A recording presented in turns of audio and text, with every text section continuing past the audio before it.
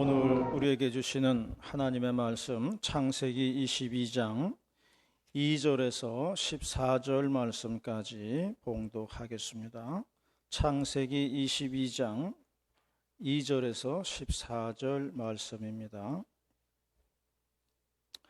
여호와께서 이르시되 내 아들 내 사랑하는 독자 이삭을 데리고 모리아 산으로 모리아 땅으로 가서 내가 네게 일러준 한 산 거기서 그를 번제로 드리라. 아브라함이 아침에 일찍이 일어나 나귀의 안장을 치우고 두 종과 그의 아들 이삭을 데리고 번제에 쓸 나무를 쪼개어 가지고 떠나 하나님이 자기에게 일러주신 곳으로 가더니 제3일에 아브라함의 눈을 들어 그것을 멀리 바라본지라. 이에 아브라함이 종들에게 이르되 너희는 나귀와 함께 여기서 기다리라. 내가 아이와 함께 저기 가서 예배하고 우리가 너희에게로 돌아오리라 하고, 아브라함이 이에 번제 나무를 가져다가 그의 아들 이삭에게 치우고 자기는 불과 칼을 손에 들고 두 사람이 동행하더니 이삭이 그 아버지 아브라함에게 말하여 이르되 내 아버지여 하니 그가 이르되 내 아들아 내가 여기 있노라.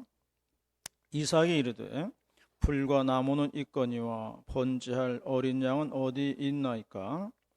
아브라함이 이르되 내 아들아 번제할 어린 양은 하나님이 자기를 위하여 친히 준비하시리라 하고 두 사람이 함께 나아가서 하나님이 그에게 일러주신 곳에 이른지라.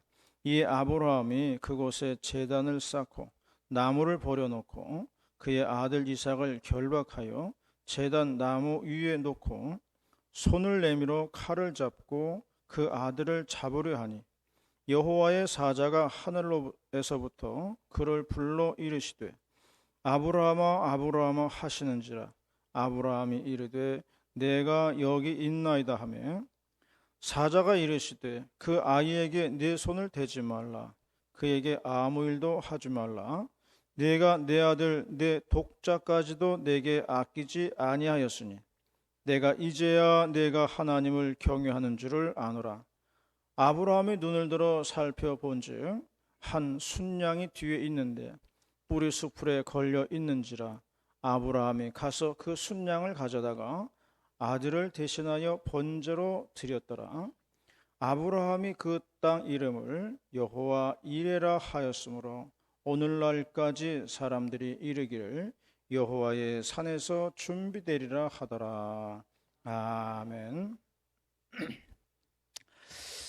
지나간 8월 7일 날이 입추였습니다. 입추는 가을이 시작되었다는 것이거든요. 올해는 장마가 이례적으로 길어가지고 못 느꼈습니다만 8월 7일이면은 한참 더운 때입니다. 아마 더울 때는 35도까지 올라가는 그러한 시기입니다. 그런데 그때가 입추라는 것이에요. 올해 연초였습니다. 날씨는 아직도 겨울에 찬바람이 부는 계절인데 절기는 입춘이었어요. 겨울에 찬바람이 매서운데 밖에 나가보고서 깜짝 놀랐습니다. 교회 마당에 있는 단풍나무에 물이 오르는 것인데요. 물이 나무에 흥건하게 젖어 있을 정도로 그렇게 물이 올라와 있더라고요. 그걸 보면서 괜히 입춘이 아니구나, 괜히 절기가 아니구나 하는 그런 생각을 하게 되었습니다. 겨울의 추위 속에서도 봄 기운이 시작이 되더라고요. 그래서 괜히 입춘이 아니고 괜히 입추가 아니에요. 다 절기는 의미와 뜻이 있더라고요. 우리는 못 느끼고 있는 가운데 계절은, 이 세상은 움직이고 있다는 것입니다. 우리가 못 느끼고 있을 뿐이지 하나님께서 돌리시는 이 세상은 정확하게 움직이고 있다고 하는 것을 우리에게 말씀해 주고 있는 것입니다. 그래서요, 이 세상은 정말 하나님의 뜻에 맞게 정확하게 목적에 맞게 돌아가고 있다는 것을 우리가 알아야 되겠습니다. 오늘은 여호와 이레에 대한 말씀을 보는데요. 여호와 이레, 우리가 너무나 잘 아는 말씀입니다. 여호와 이레의 뜻은 하나님께서 예비하셨다 하는 그런 뜻이에요. 오늘 주어진 말씀을 통해서 우리에게 주시는 하나님의 말씀을 듣고자 합니다. 첫 번째로 말씀하는 것은 여호와 이레는 고통의 자리였다는 것입니다. 여호와 이레는 고통의 자리였어요. 2절 말씀을 다 같이 봉독합니다. 2절 말씀 시작. 여호와께서 이르시되 내 아들 내 사랑하는 독자 이삭을 데리고 모리아 땅으로 가서 내가 내게 일러준 한 거기서 그를 번제로 드리라. 아브라함이 아들을 약속받은 것이 90세 때 일입니다. 그리고 아들을 얻은 것이 100세 때였어요. 그러니까 얼마나 귀한 자식입니까? 얼마나 소중한 자식이에요. 그런데 어느 날 하나님께서 아브라함에게 오셔가지고 하시는 말씀이 너의 아들 이삭을 번제로 바치라는 겁니다. 우리가 번제에 대해서 배웠습니다. 이스라엘 제사는 불로 태우는 제사거든요. 제물을 죽여서 제단에 올려놓고 불로 태우는 것이 이스라엘의 제사입니다. 그런데 하나님 말씀은 아들 이삭을 번제로 드리라는 거예요. 그러므로 아브라함은 자기 자식을 번제단에서 불로 태워 죽여야만 했습니다. 그리고 그 다음 날 아브라함은 아들 이삭을 데리고 모리아 산으로 올라가는 것입니다. 그때 아버지의 심정이 어떠했을까요? 우리가 아버지의 심정을 좀 헤아릴 필요가 있습니다. 서울에서 어느 부흥사 목사님이 서울에서 부흥회를 하는데, 교회에 와서 부흥회를 하는데 그 교회 장로님 두 분이 있었어요. 두 분에게 물어보았습니다. 아브라함과 같은 상황이 닥치면 어떻게 하시겠습니까? 라고 물어보았어요.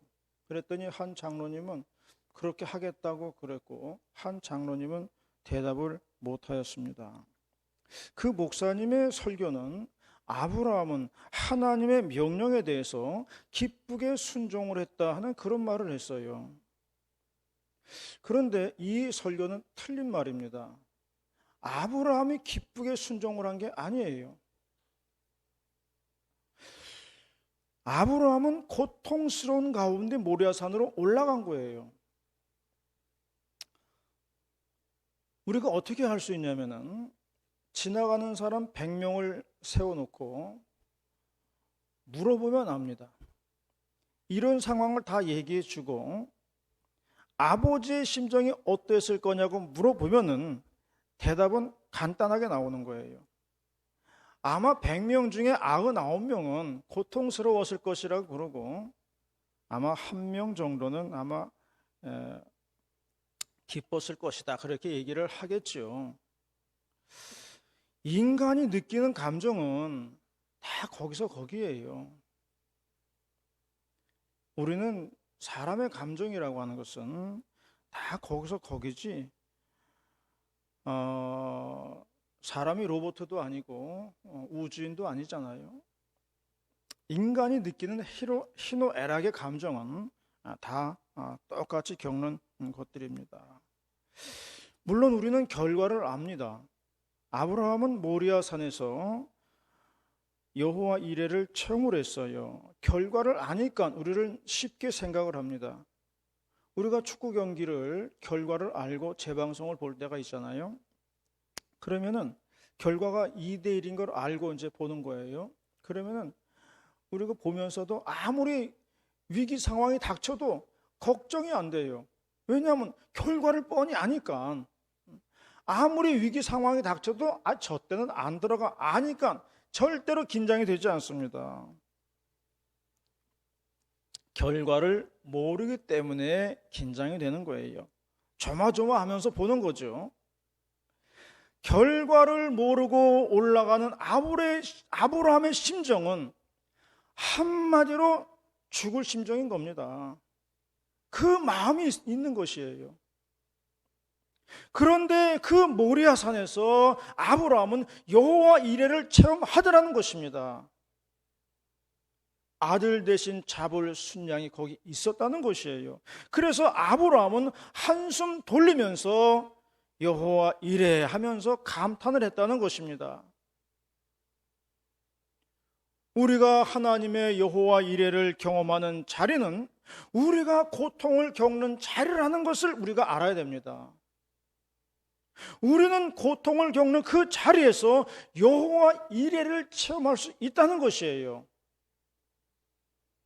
고통스러운 그 자리 모리아산 꼭대기에서 우리는 여호와 이레를 체험할 줄로 믿습니다. 인생은 다 희노애락의 분량이 있습니다.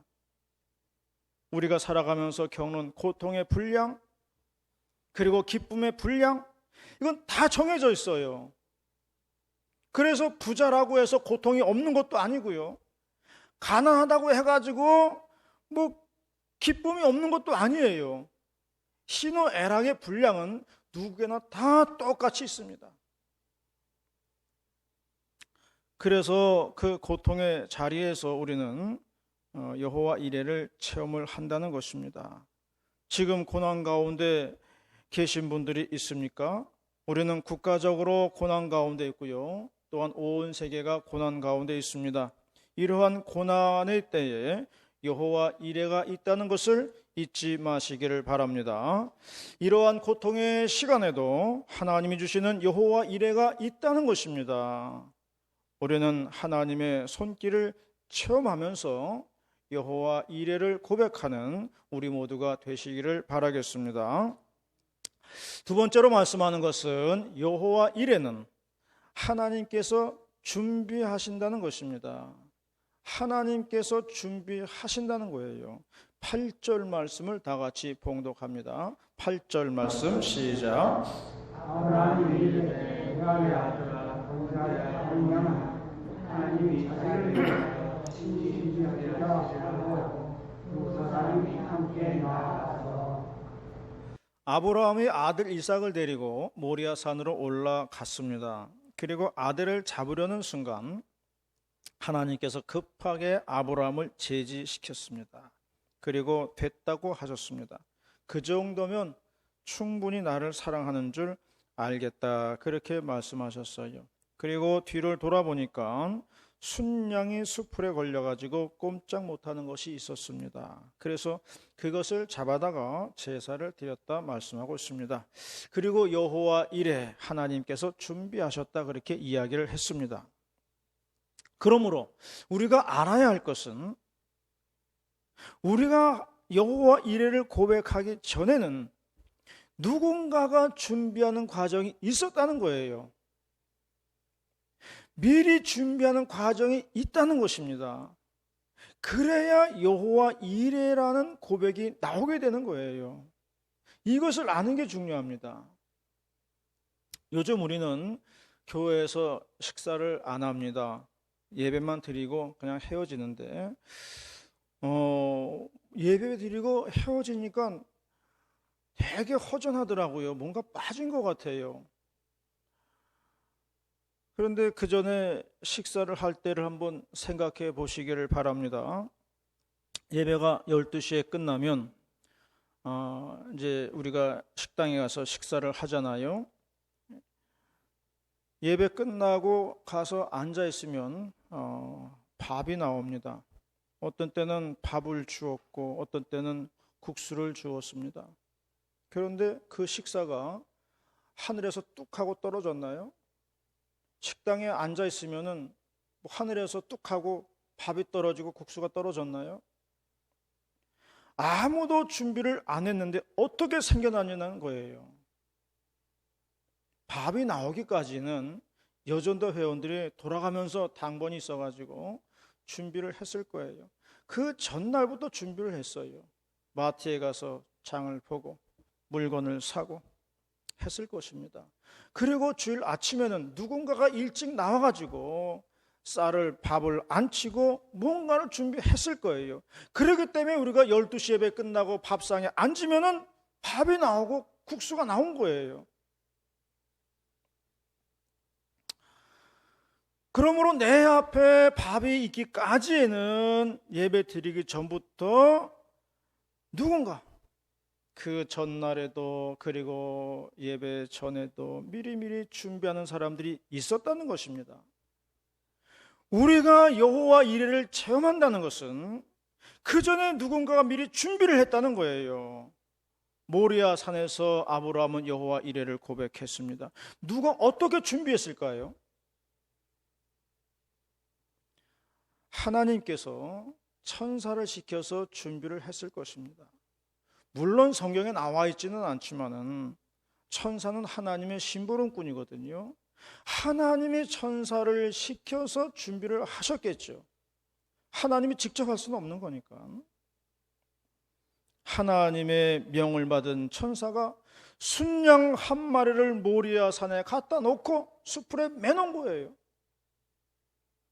그리고 아브라함은 그것을 발견하고 여호와 이레라고 고백을 한 것입니다. 여호와 이레의 고백이 나오기까지 누군가의 준비가 있었다는 것을 우리가 기억해야 됩니다. 그러므로 우리가 기도할 이유가 있습니다. 우리가 기도를 할 때 이미 하늘에서는 준비 작업에 들어간다는 것이에요. 하나님의 뜻과 섭리에 부합한다면, 하나님의 뜻과 섭리에 맞는다면 우리의 기도가, 우리가 기도에 들어갈 때에 이미 하늘에서는 준비가 시작이 되더라는 것이에요. 하늘에서는 움직인다는 것입니다. 이것을 알아야 한다는 것이에요. 사전 준비 작업 없이 여호와 이레는 불가능한 거예요. 그러므로 우리가 기도하면서 알아야 됩니다. 내가 기도하면 하나님께서 움직여 주신다는 것, 하나님께서 천사를 동원하셔서 일하신다는 것을 알아야 한다는 것입니다. 우리 교단 신문인 기도공부에 박혜영 장로님 글을 재미있게 읽은 적이 있습니다. 이분은 덕수교회 장로고 한양대 의대 명예교수라고 합니다. 이분은 이렇게 말했어요. 여러분들은 배뇨를 하면서 하나님께 감사한 마음을 갖고 계십니까? 그렇게 얘기했어요. 우리 몸 속에는 내가 알지 못하는 또 다른 나가 있다는 거예요. 그래서 내가 생각하지 못하고 느끼지 못한 일을 하고 있다는 겁니다. 지금도 하고 있다는 거예요.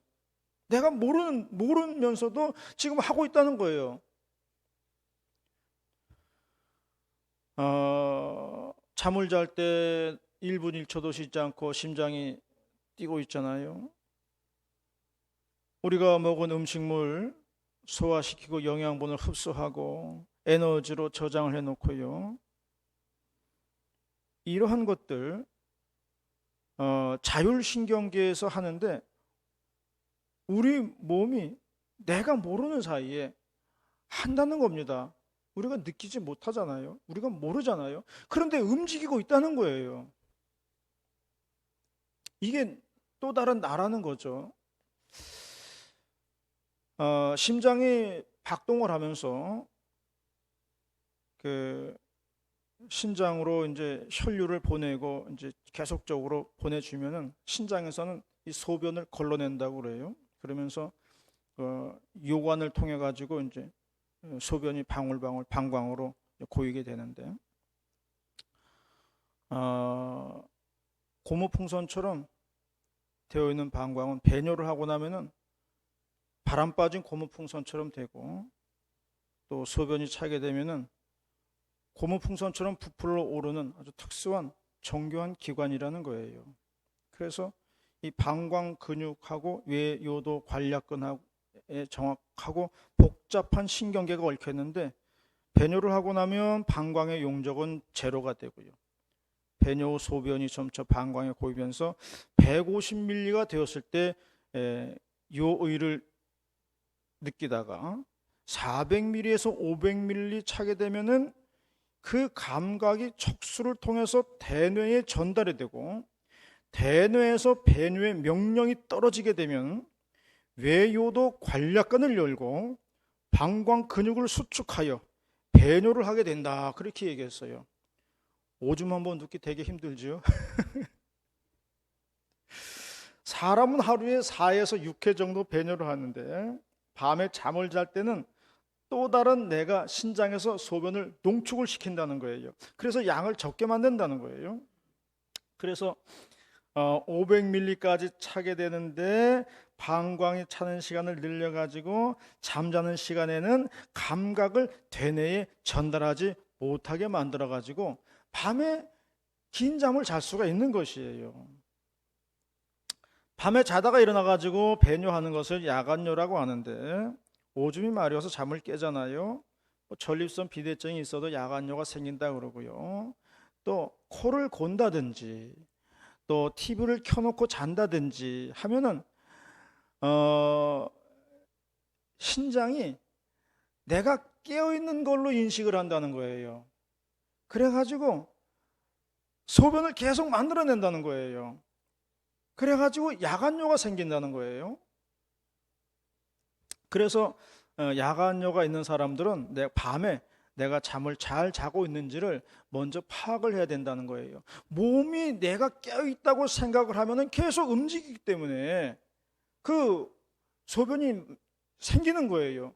그 잠을 자고 있으면은 이제 안 생긴다는 거죠.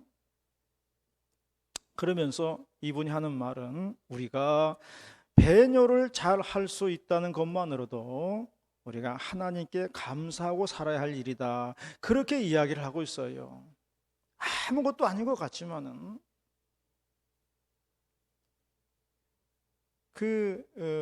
배뇨를 잘한다는 것 우리가 감사하면서 살아야 할 줄로 믿습니다. 그래서 시편 기자가 말했어요. 잘 때도 하나님께서는 우리를 도우신다. 그런 말을 했어요. 딱 들어맞는 말입니다. 내가 골아 떨어져 잠잘 때에도 하나님은 이렇게 나를 움직이고 있다는 것입니다. 내가 잠들어서 모르고 있지만 나를 아시는 하나님께서는 이렇게 역사하신다는 거예요. 나보다 나를 더 잘 아시는 하나님. 우리가 기도하면은 그래서 나에게 딱 맞게 역사를 하신다는 겁니다. 나보다 나를 더 잘 아신다는 거예요. 난 내 몸 움직이는 것도 모르고 있잖아요. 못 느끼고 있잖아요. 내가 나를 잘 안다고 생각하면 안 돼요. 내가 나를 모르고 있는 겁니다. 나보다 나를 더 잘 아시는 분이 하나님이라 그랬어요. 우리가 기도하면은 그 하나님께서 내게 알맞는 그런 여호와 이레 우리에게 주신다고 말씀을 하고 있는 것입니다. 지금 이 시간에도 하나님께서는 우리를 위해서 일하고 계시는 것이에요. 우리에게 여호와 이레를 주시기 위해서 준비를 하신다는 것입니다. 그러므로 우리가 이 땅에서 하나님께 간절히 기도해야 하는 것입니다.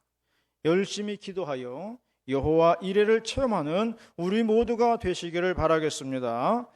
마지막 세 번째로는 여호와 이레는 하나님의 산에서 준비된다고 말씀을 했습니다. 14절 말씀을 다 같이 봉독합니다. 14절 말씀 시작.